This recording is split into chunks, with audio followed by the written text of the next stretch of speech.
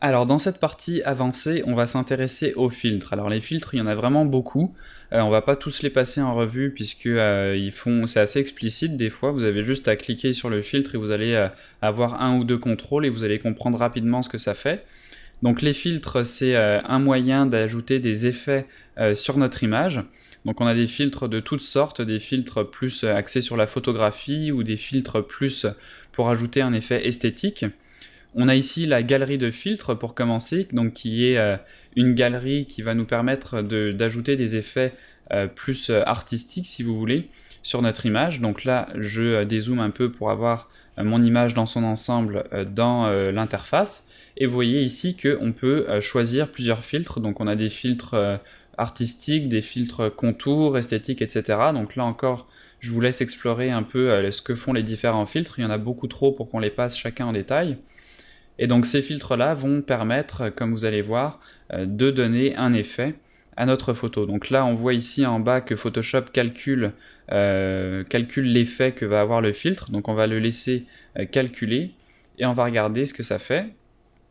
Donc là, je peux augmenter les différents paramètres et voir leur effet sur mon image. Donc là, vous voyez que les filtres sont des fois un peu longs à appliquer.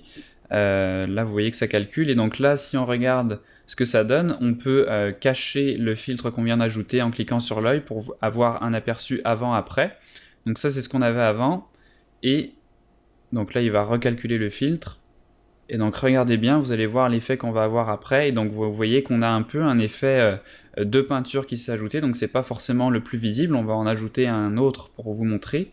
Donc si je clique sur pastel ici, vous voyez que on a un effet pastel sur notre image. Donc n'hésitez pas à jouer avec tous ces filtres pour voir ce qu'ils font. On a plein de filtres différents qui font des effets des fois assez bizarres mais qui peuvent être intéressants. Donc des filtres plus artistiques, des filtres plus esthétiques. Donc jouez avec ça pour vous rendre compte de toutes les possibilités que vous offrent ces filtres. Donc c'est sympa pour donner un petit effet de plus sur des photos. Faut pas trop en abuser, des fois ça peut donner des résultats un peu bizarres, mais souvent ça va nous permettre de faire des effets qui seraient assez longs à faire à la main. Donc voilà pour la galerie de filtres. Et ensuite, on va aller voir ici les autres options qu'on a. Donc on a par exemple des filtres pour ajouter du bruit.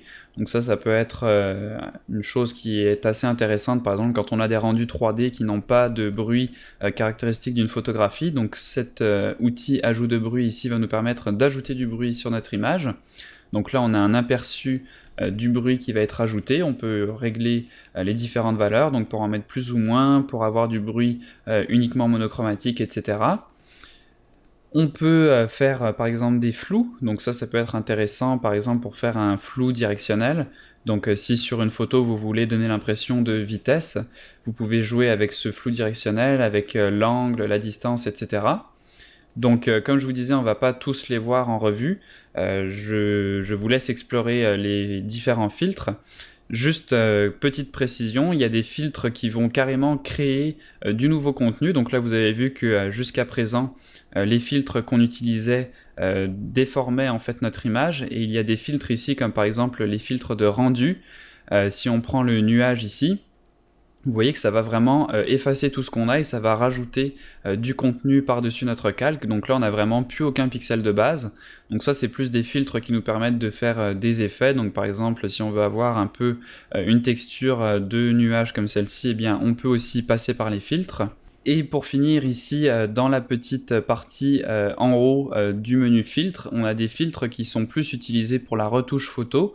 Donc il y en a qu'on va voir dans le TP3, pour la retouche de photographie, comme par exemple le filtre de correction de l'objectif qui nous permet par exemple d'enlever l'aberration chromatique ou la déformation de lentille.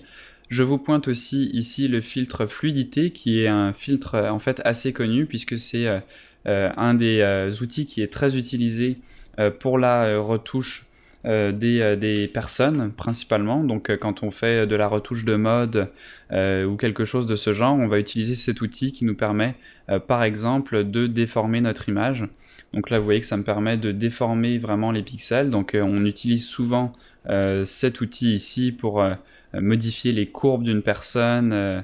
Donc en retouche de mode, par exemple, comme je vous disais, on peut aussi avoir des effets de contraction ou de dilatation ici.